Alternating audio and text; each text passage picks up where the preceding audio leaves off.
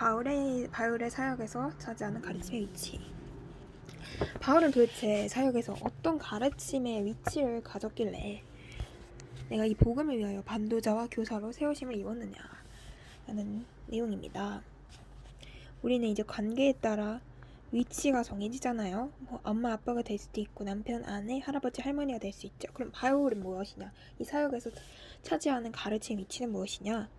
자, 바울도 다른 사람들처럼 많은 호칭이 있었습니다. 그는 인척관계에 의해 바리새인의 아들, 첫 번째가 바리새인의 아들 또는 삼촌과 형제였습니다. 그는 자신이 어린아이였다고도 말해요.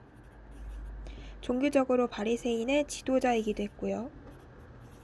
또 그리스도를 믿는 자로서 보면 주님의 자녀이기도 하고요. 또한 모든 믿는 자들과 함께 그리스도의 몸인 우주적 교회의 일원이었습니다. 로마 정부에 의해 옥에 갇혔지만 그는 자신을 주의 일 때문에 갇힌 자로 여겼습니다. 주님을 섬기는 일로 갇혔기 때문입니다. 사실은 그냥 옥에 갇힌 건데 난 옥에 갇힌 게 아니라 주의 일 때문에, 주의 일을 하기 위해서 주를 섬기는 일 때문에 갇힌 것이다 라고 생각을 한 거죠. 사도는 이 외에도 그의 사역과 관련된 8개의 호칭으로 불려졌습니다. 그릇이 도구가 된다는 뜻이고 교사, 증인, 종, 노예, 전하는 자, 일꾼, 사도로 불리어졌습니다. 자, 여기서 그릇은 무엇이냐? 다메섹의 아나니아에게 가서 하나님은 다메섹의 아나니아에게 가서 사울의 시력을 회복시키라고 하실 때 그 이유를 말씀하셨습니다.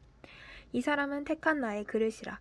이 말씀은 바울이 하나님의 손에 들린 도구나 연장처럼 쓰임받을 것이라는 의미입니다. 자, 바울이 하나님 손에 들린 도구나 연장처럼 쓰임받을 것이다 라는 의미다. 바울이 후에 회고했듯이 아나니아는 우리 조상들의 하나님이 너를 택하여 라고 사울에게 전했습니다. 다음은 교사입니다. 바울은 2번이나 디모데에게 그 자신의 교사임을 확인시켜 주었습니다.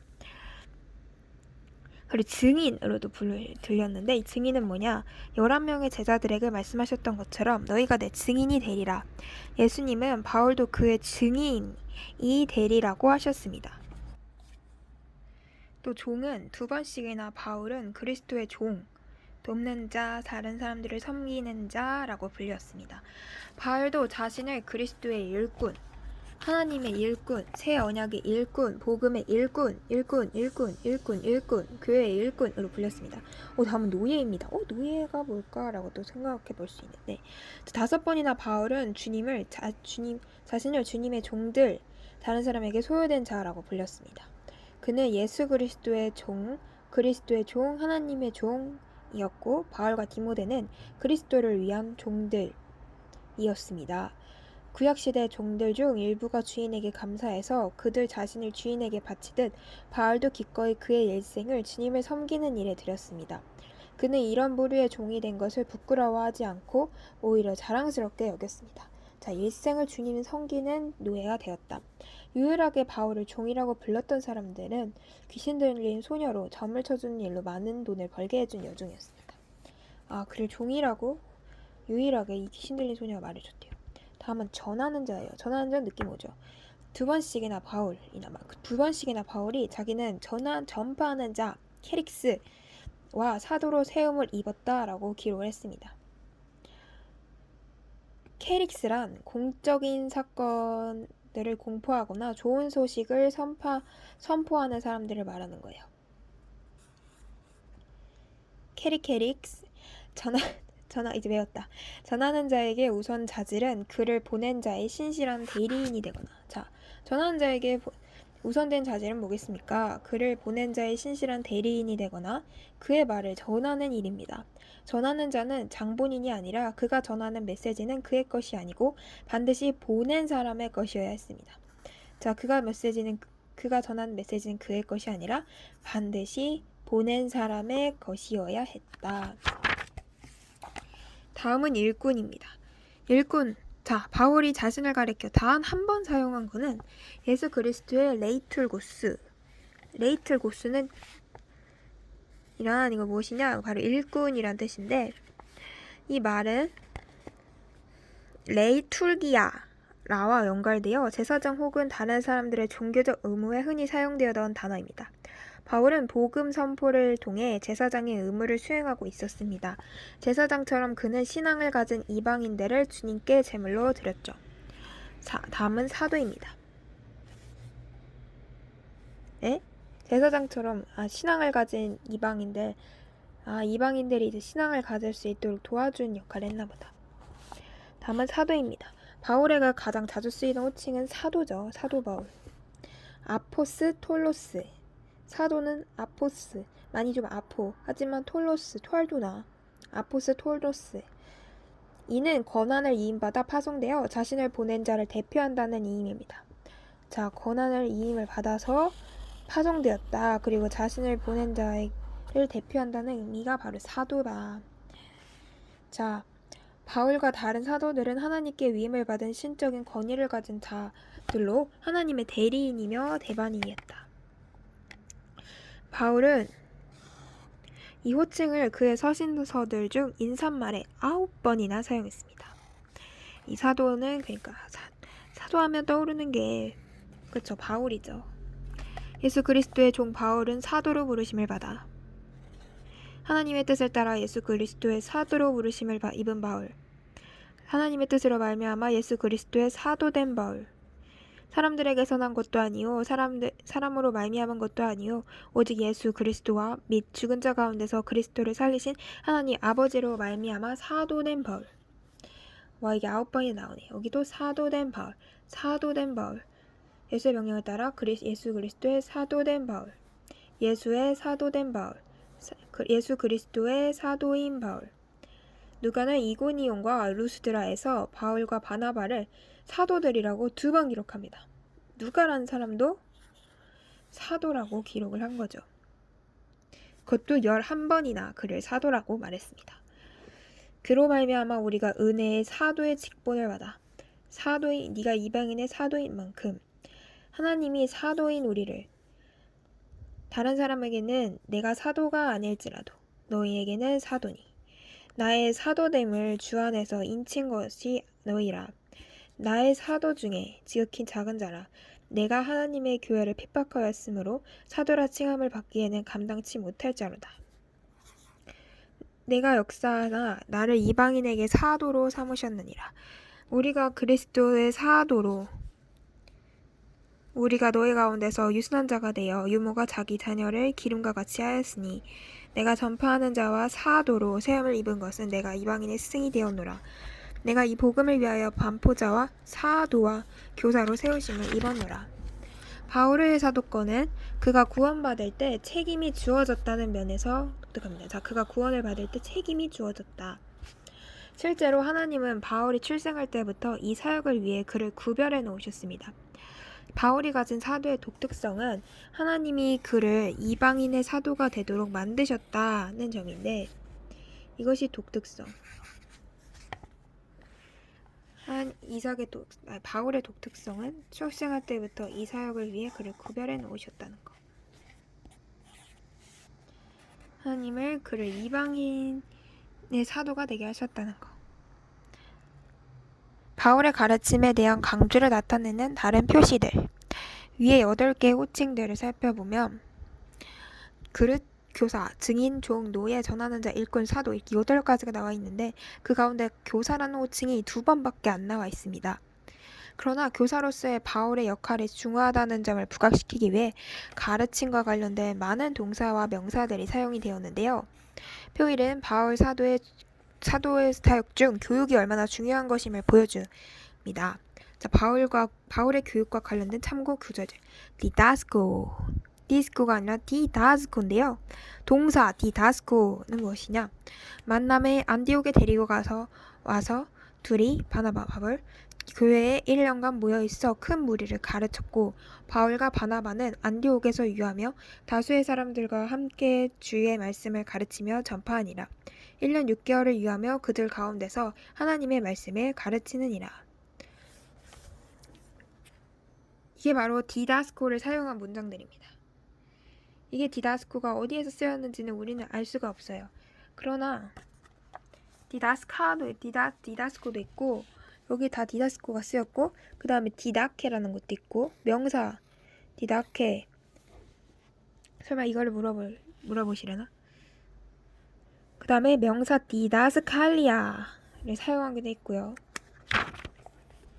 헬라어 디다스코는 고전 및 신약 성경에서 가르치는 사람 혹은 가르침 받는 대상을 대격으로 직접 받아서 자주 쓰였다. 아까 디다스코가 이거밖에 없어서 좀 당황했잖아요. 뒤에 뜻이 나옵니다. 고전 및 신약 성경에서 가르치는 사람 혹은 가르침을 받는 대상을 대격으로 직접 목적으로 받아 자주 쓰였습니다. 자, 고전 및 신약 성경에서 가르치는 사람을 나타낼 때 쓰는 말, 이 바로 디다스코 또는 가르침을 받는 대상을 대격으로 대격 디다스코의 11번의 용법은 표 1에서도 보듯 바울이 직접 가르친 대상을 말합니다. 큰 무리, 그들, 너희, 유대인들, 모든 사람, 각 사람을 가르쳤어요. 바울이 직접 가르친 대상을 말하는 게, 그러면 바울이 직접 가르친 대상이 여기서 무엇이냐? 그래서 둘이 이거면 주의 말씀을 누구에게 했냐면 여기 있어. 큰 무리, 그들, 너희. 큰 무리, 여기 큰 무리, 여기 큰 무리.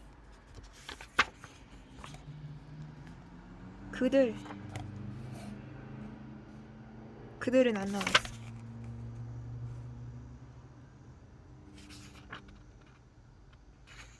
아무튼 그렇게 전했다고 합니다. 그래서 4장 2절. 그들 여기 있다. 너희 맞지? 너희. 여기서 누구에게 가르쳤는지 한번 볼까? 너희. 모든 유대인은 모든 사람을. 거의 문법하는 느낌이다. 디모데를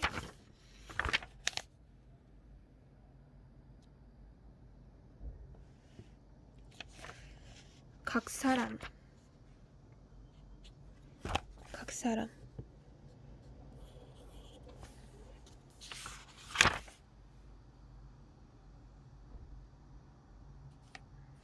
모든 사람.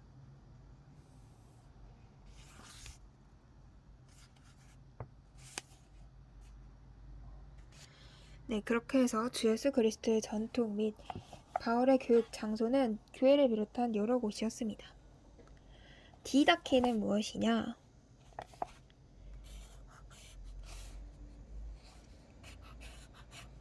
교육의 내용, 즉 가르친 내용을, 그리고 디다스칼리아는 교육의 내용, 즉 가르친 내용을 말하고, 디다스칼리아는 교육하는 행위나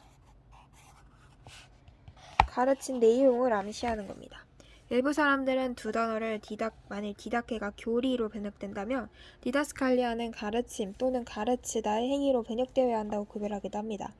흥미롭게, 얘가 교육의 내용, 가르친 내용이잖아요. 그러면 이제 교리라고 번역되면 디다스칼리아는 행위로 구별되어야 한다고 구별하기도 하는데, 디다스칼리아는 주로 거짓 교훈을 가르치다 할 때 많이 쓰입니다. 바울이 디모데전서 1장 10절과 디모데후서 4장 3절 그리고 디도서 1장 9절과 2장 1절에서 언급했듯이 가르침은 바른 것이어야 합니다. 그쵸. 당연히 가르침은 바른 것이어야 하죠. 그는 디모데전서 6장 3절에서 교훈으로 디모데후서 1장 13절에 바른 말로 기록을 했습니다. 또한 디도서에서 바울은 노인들은 믿음과 사랑과 인내함에 온전케 바르게 되어야 한다고 피력했습니다. 이외에도 바울은 가르침과 관련된 몇 가지 단어들을 사용하기도 했어요. 데살로니가 회당에서 뜻을 풀어 열다 신약의 다른 곳에서는 유일하게 구약 성경을 엠마오의 제자들에게 풀어주신 그리스도를 표현할 때 쓰였습니다. 그리스도가 해를 받고 죽은 자 가운데서 살아나야 할 것을 구약으로부터 증명했죠.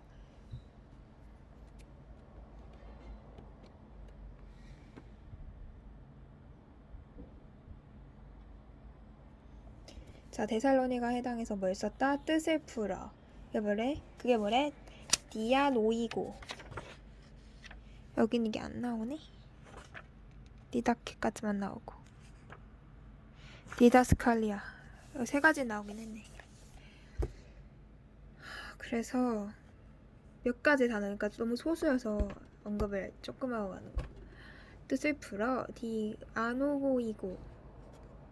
열다라는 신약의 다른 곳에서는 유일하게 구약 성경을 엠마오의 제자들에게 풀어주신 그리스도를 표현할 때 쓰였다.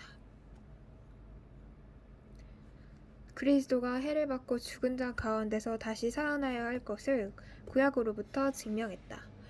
파라티테미는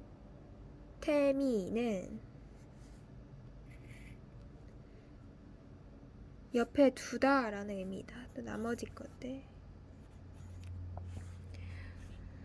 옆에 두다라는 의미인데, 그러므로 바울은 그리스도의 삶 속에 일어난 사실들을 구약 말씀과 비교하여 어떻게 그리스도가 성경의 예언을 성취하였는지 보여준다.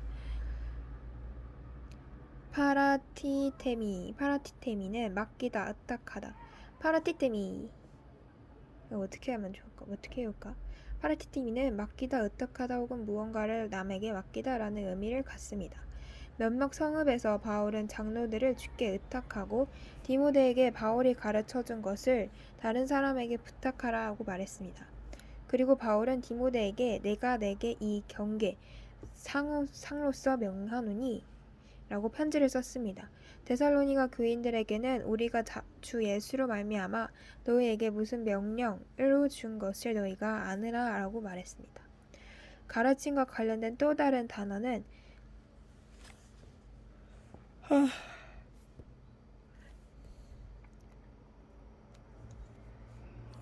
내가 어떡하다고 뭔가 남에게 맡기다.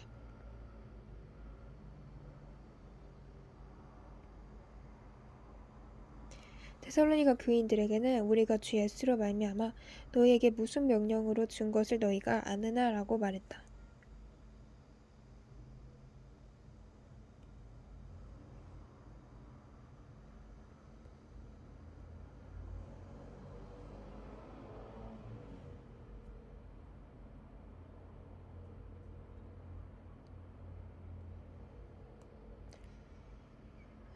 응하노니 편지를 썼다. 데살로니가 교인들에게는 우리가 주 예수로 말미암아 너희에게 무슨 명령으로 준 것을 너희가 아느니라고 말했다.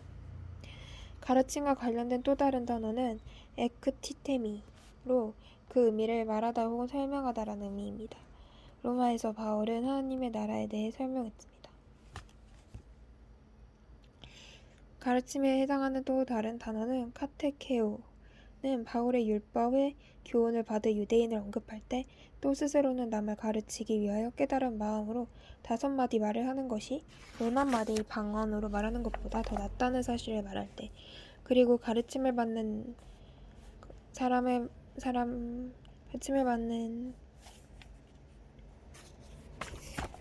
에크테테미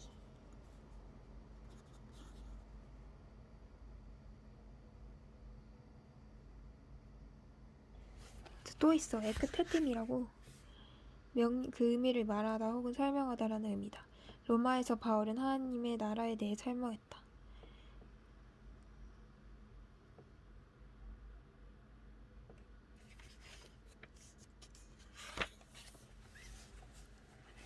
이게 무슨 말이냐면 남을 가르치기 위하여 깨달은 가르침에 해당된 또 다른 단어는 카타테오. 이거 그냥 의미를 말하다 혹은 설명하다라는 거고, 그래서 하나님 나라에 대해서 로마에서 설명을 할 때 쓰인 단어고, 또 다른 단어인 카테케오는 바울이 율법의 교훈을 받은 유대인을 언급할 때 또 스스로 남을 가르치기 위하여 깨달은 마음, 교훈을 받은 유대인을 말할 때가 있고, 또 남을 가르치기 위하여 남을 가르치기 위한 것. 5마디 하는 것이 1마디 방언보다 많은 것도 낫다. 가르침을 받는 자는 말씀을 가르치는 자와 좋은 것을 함께 해라 라는 의미도 담겨 있어요. 가르침은 때로는 주님께 순종하는 상태에서 이탈하는 위험성에 대해 혹은 잘못된 길에 놓인 위험 요소들에 대해 경고하므로 돌이킬 것을 권고하거나 재촉하는 것을 말합니다. 바울도 가르침을 받는 자들에게 수차례 이렇게 했음을 언급합니다. 그는 에베소의 장로들에게 거짓 교사들의 잠재적인 위험성에 대해 경고했습니다. 거짓 교사들은 흉악한 일이라고 불렸습니다.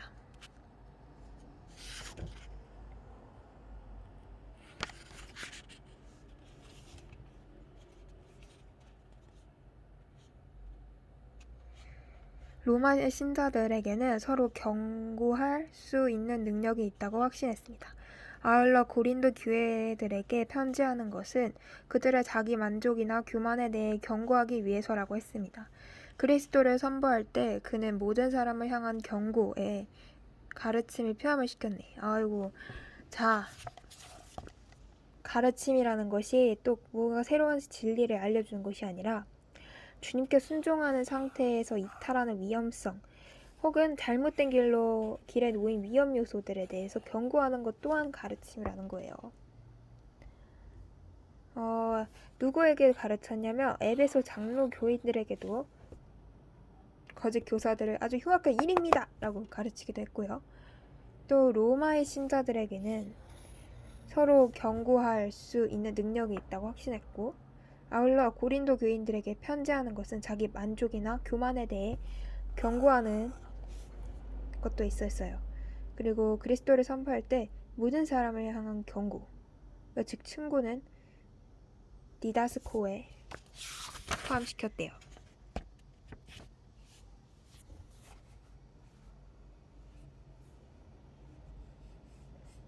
모든 사람을 향한 경고는 디다스코.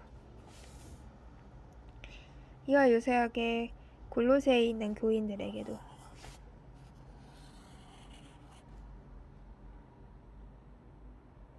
모든 지혜로 피차 가르치고 권면하라고 재촉했다. 신자들을 훈계하는 영적 지도자들은 존경하라고 데살로니가 교인들에게 말했고, 그 후 신자들에게 규모 없는 자들을 권면하라고 당부했습니다. 누구라도 불순종하는 신자들은 형제로서 경고해야 했는데, 그것은 그들이 주님께 순종하는 걸음을 회복하도록 도와주기 위함이었어요.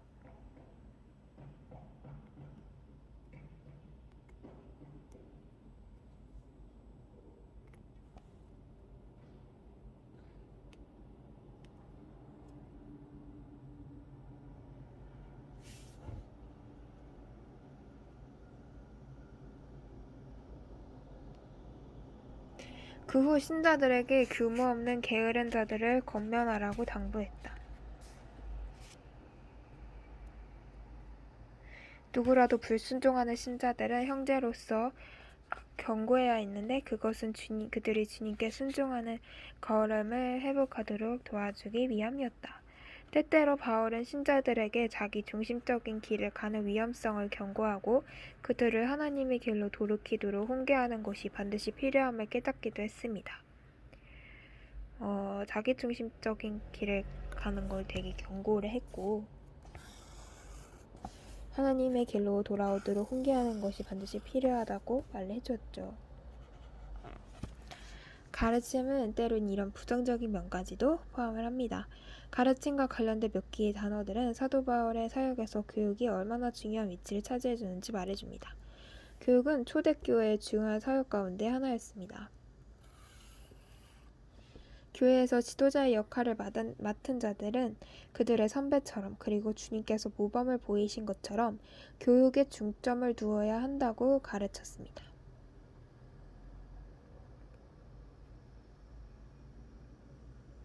더구나 주님은 그의 제자들이 다른 이들을 가르칠 수 있도록 지도하셨습니다. 오순절에 구원받은 3,000명은 사도의 가르침을 듣는데 전심을 다했습니다. 베드로와 요한은 예루살렘에서 구원의 길을 가르쳤고, 또한 그와 다른 사도들도 예루살렘에 그들의 가르침으로 가득 채웠고, 그 일로 인해 매를 맞는 일이 있어도 변함없이 가르쳤습니다. 심지어 예수의 이름으로 말하는 것을 금하는 명령을 내려도 사도들은 날마다 성전에 있든지 집에 있든지 예수는 그리스도라 가르치기와 전도하기를 쉬지 않았다 라고 말하고 있습니다. 사도의 가르침을 듣는데 전심을 다하는 사람들.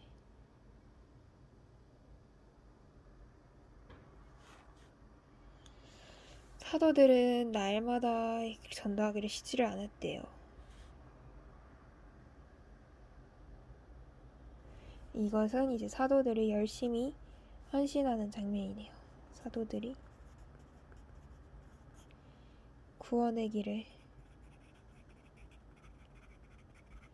가르치는 내용. 아볼로 역시 아볼로 피자 있지 않나? 아볼로 역시 열정적인 전도자의 교사였습니다. 이집트의 알렉산드리아 지역의 유대인 태생의 그는 구역에 정통하여 일찍 주의 도를 배웠고 카테케무스 가르치다 혹은 전하다에서 파생되었다. 정확히 예수에 대한 일들만 가르쳤다. 바울은 다수의 무리를 가르치기도 했지만 개인들을 가르치기도 했습니다. 두 청년 디모데와 디도가 그 대상이었죠. 이게 따로 양육을 한 거군요. 바울에게 교육받은 그들은 다른 사람들을 가르치는 자들이 되었습니다. 실제 그가 목회 서신에서 바울은 두 사람에게 다른 사람들을 가르치라고 계속 격려합니다. 이걸 가르치라.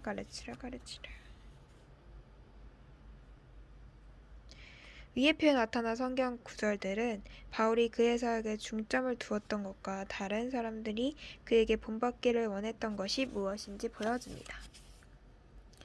가르치는 자들이 그들의 가르침대로 일관성 있게 사는 것이 중요하다는 것도 강조했죠.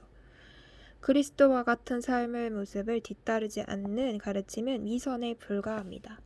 바울은 장로의 자격 중 가르치는 능력을 포함시켰습니다. 이것은 가르침의 중요성을 보여주는 또 다른 지적입니다.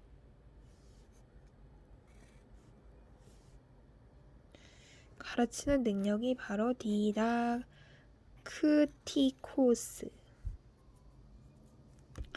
이것은 가르침의 중요성을 보여주는 또 다른 지적이다.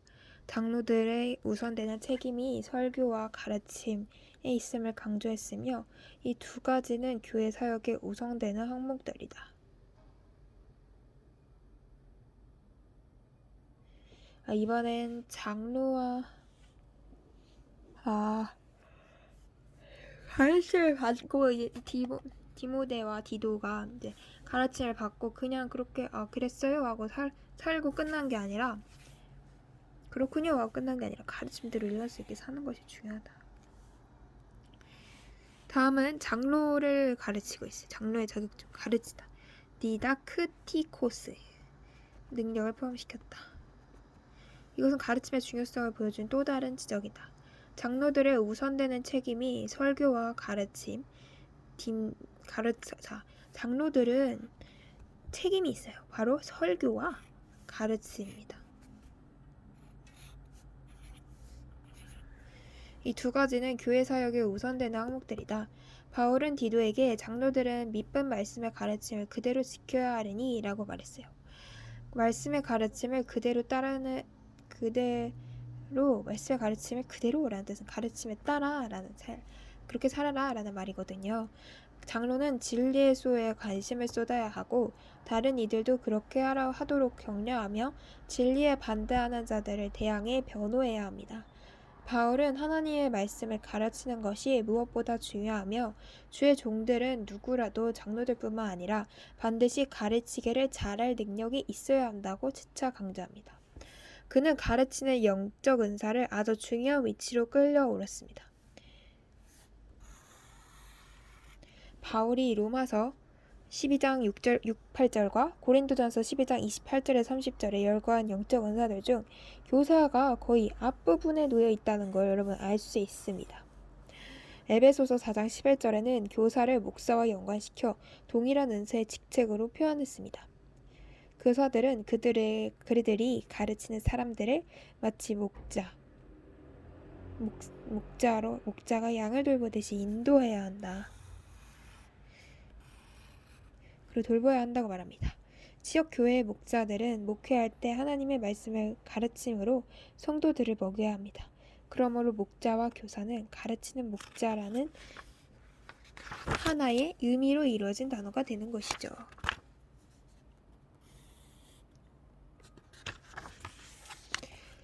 가르침은 먼저 배우는 자들을 향한 염려와 위로, 그리고 인도하려는 마음이 필요하며, 인도하려는 마음이 필요하다. 배우는 자를 향한 염려와 위로, 그리고 인도하려는 마음.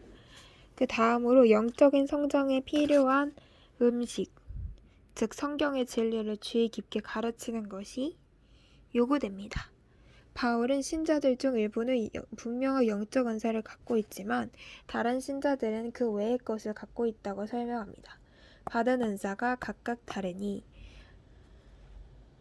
은사는 여러 가지나 직임은 여러 가지나 역사는 여러 가지나 한 성령이 각 사람에게 나눠주시느라 성경에 기록되었듯이 하나님은 구원의 순간에 한 가지나 그보다 많은 신적 능력들을 공급해 주십니다. 각 사람에게 성령의 나타남을 주심을 유익하게 하려 하심이라. 바울이 성령을 자주 언급하는 이유는 무엇일까요? 9번이나 언급했는데 이런 능력들은 개인의 소원에 의해 주어지는 것이 아니라 하나님이 하시는 일임을 강조하기 위해서입니다. 각 신자들에게는 개인의 영적 은사나 다른 은사들을 개발하고 하나님의 은사를 다시 붙일 듯하게 하기 위하여 이용해야 할 책임이었습니다.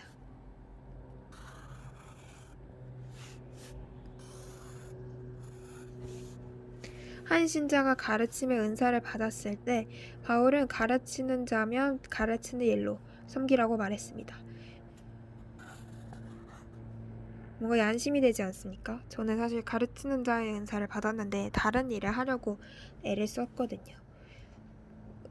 가르치는 은사를 가지고 제 생각에는 다른 일을 하나님께서 또 인도하실 수도 있지만 일단 하나님께서 뭔가 가르치는 자면 가르치도록 인도해 주신다는 것이 안심이 되었습니다. 일부 그리스도인들에게 성령을 통해 가르치는 은사가 특별히 주어지기도 하지만 성경을 가르치고 적용하는 이 가르치라는 책임은 모든 신자들에게 주어진 것입니다. 사실 마땅히 주의 종은 가르치기를 잘하며 라는 말씀에 따라 모든 신자들은 피차 가르치며 권면해야 합니다. 이러한 사실은 영적 은사에도 동일하게 적용이 돼요. 예컨대 일부 그리스도인에게 특별히 섬기고 격려하며 구제하고 다스리며 공의를 베푸는 능력이 주어지기도 하지만 모든 그리스도의 제자들은 기회를 얻는 대로 이런 일들을 행해야 합니다. 각기 다른 서신서들 가운데 바울이 대부분의 영적 은사들은 한 번씩만 언급한 반면 가르침은 모두 세 번 모두 언급했던 것을 보면 하나님이 가르침의 은사를 얼마나 귀하게 여기셨는지 알 수 있습니다. 바울의 가르침은 그의 설교와 어떻게 달랐을까요? 앞부분에서 밝혔듯이 바울은 평범한 교사가 아니었습니다. 그는 동시에 설교자이기도 했습니다.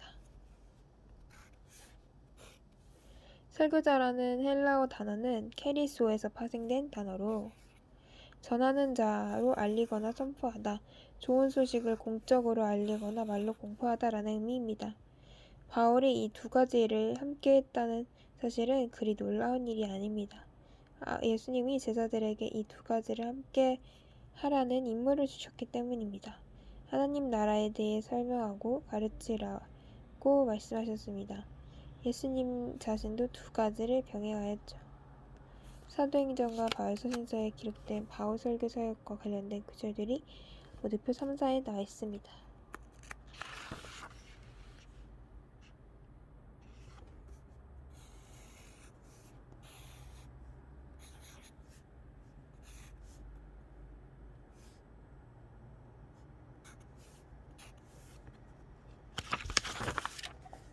이게 바로 사도행전에 나타난 바울의 설교들입니다.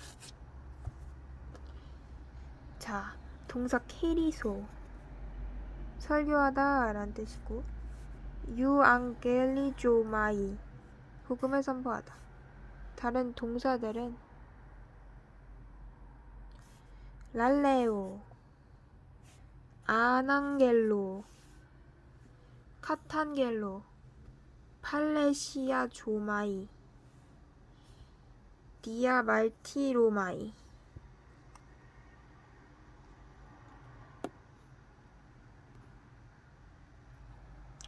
팔레시아 조마이, 팔레시아 조마이.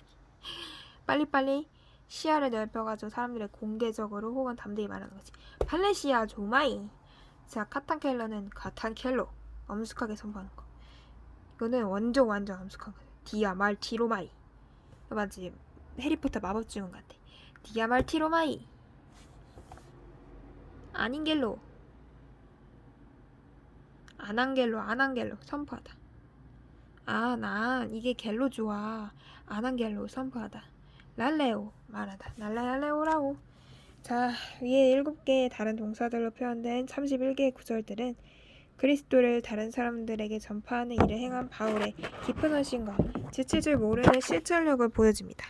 이 복음의 내용은 예수님, 하나님의 아들이신 예수님, 메시아, 하나님의 말씀, 죄의 용서, 구원받는 길, 회개의 믿음, 하나님의 은혜, 나라, 유익한 것, 그리고 모든 뜻을 포함합니다. 사도 바울의 복음 전파는 주님을 위해 그분의 이름으로, 즉 주님의 대리자로 행한 일이었습니다. 자, 바울 서신 가운데서 그의 설교에 언급된 단어들은 케시오, 케리소, 앙글조마이,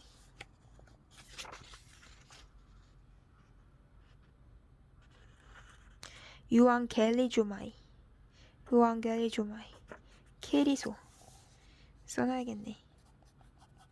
안 써놓으니 모르겠다. 케리소, 앵글로조마이, 유앙겔리조마이.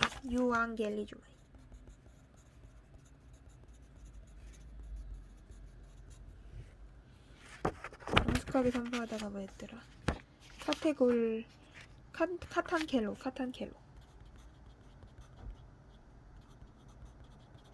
카탄켈로.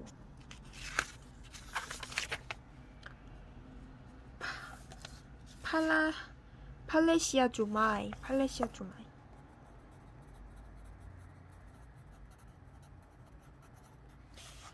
조마이.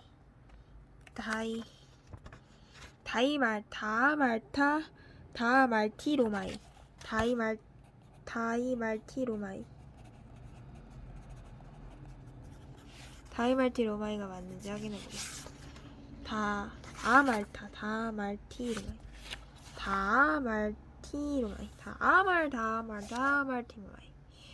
사도행전처럼 바울의 서신 31구절에 나타난 위의 5동사들은 복음 전파에 대해 한 사도 바울의 관심이 아주 지대했다는 것을 드러납니다.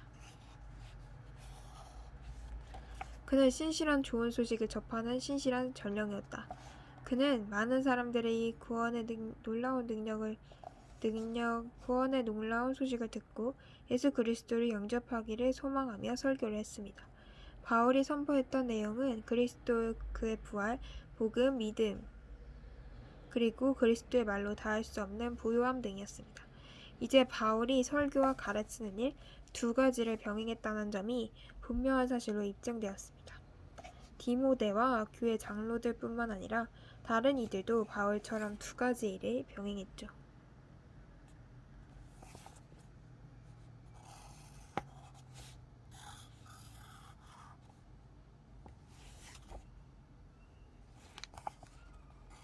설교와 가르치는 일은 뭔가 둘이 같아 보이는데 같아 보이는데 했는데 딱 차이점을 알려주시네요. 예수님, 바울, 그리고 다른 사람들의 설교를 기록한 신약성경을 읽을 때 그들이 강대상 뒤에 설교했으리라고 상상해서는 안 됩니다. 표 3과 4에서 보듯이 설교라는 단어에 해당되는 말은 그리스도 안에 있는 구원의 복음을 군중이든 개인이든 구원받지 않은 사람들에게 말함, 선포함, 공포함, 나눔, 전달함을 의미합니다. 이 시대의 설교는요, 구원의 복음을 군중에게 선포함, 공포함, 나눔, 전달함을 의미합니다. 신약에서 설교라는 말은 오히려 전달하다라는 의미에 가까워요.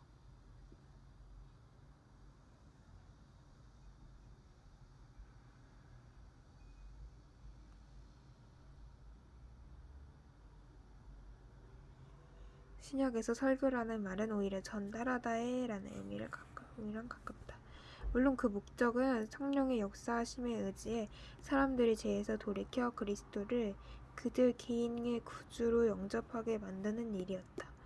이 사역은 소수의 은사를 받은 복음 전도자들 뿐만 아니라 모든 믿는 자들에게 책임이 있습니다. 바울은 디모데에게 교사가 되는 일 외에는 전도인의 일을 하라고 말하는데, 이는 구원받지 못한 자들에게 복음을 전함으로 그리스도께 인도하는 일을 가리킵니다. 설교는 복음을 통해 죄인들을 주님께 인도하는 사역입니다. 자자, 설교는 복음을 통해 죄인들을 주님께 인도하는 사역이다. 그러나 가르침은 그리스도 안에 있는 신자들을 가르치고 영적으로 양육시키는 성장을 위한 사역입니다. 전자가 회개로의 부르심이라면 후자는 제자로의 부르심입니다. 전자가 영적인 탄생을 이끌어내는 것이라면 후자는 영적인 상태를 돕는 것입니다. 자, 여기서 이제 차이가 나오죠. 죄인들을 주님께, 가르침은 그리스도 안에 있는 신자를 가르치고 영적으로 양육시키는 선자. 차이 1. 전자는 또 회개로의 부르심, 후자는 제자로의 부르심. 영적인 탄성을 이끌어냄, 후자는 영적인 성장을 이끌어냄. 복음화가 잃은 양을 우리로 데려오는 것이라면 가르침은 그 양들을 먹이고 인도하는 것이다. 가르침이 복음화에 포함되는 것이 아닐까?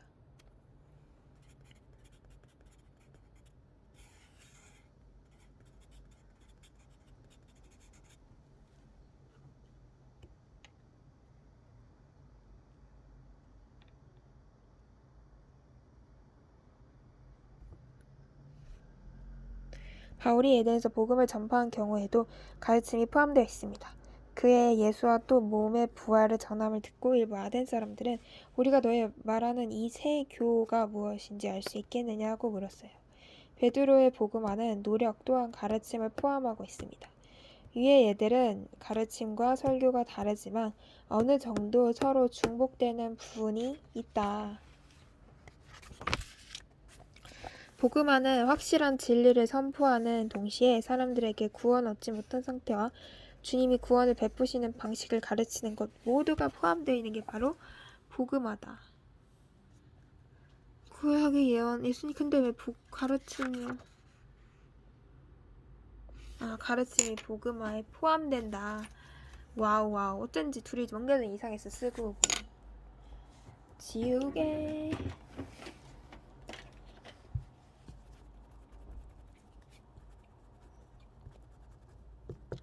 자, 그쵸. 복음화 안에 가르침이 있겠죠.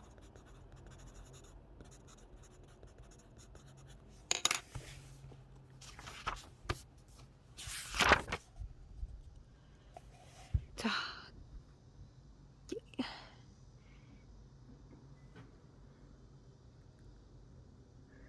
대다수의 경우 가르침은 이미 예수의 제자가 된 사람들을 향한 사역이었다. 정력적인 선교사였던 바울은 시리아, 소아시아, 그리스, 이탈리아 등 많은 곳에 복음을 들고 갔다. 중요한 사실은 대부분의 장소에서 바울은 그의 전도에 이어 가르침의 사역을 전개했다. 시리아의 안디옥, 데살로니가, 고린도, 에베소 그리고 로마에서도 그렇게 했다. 바울은 13개의 서신서 가운데서 빌레몬서를 제외한 12개의 서신에서 가르침을 언급했다. 이렇게 사도 바울이 가르침에 대해 자주 언급한 것을 볼 때 바울이 대교사이신 분, 다음과는 위대한 교사였다는 이견에 주저하지 않고 동의할 수 있다.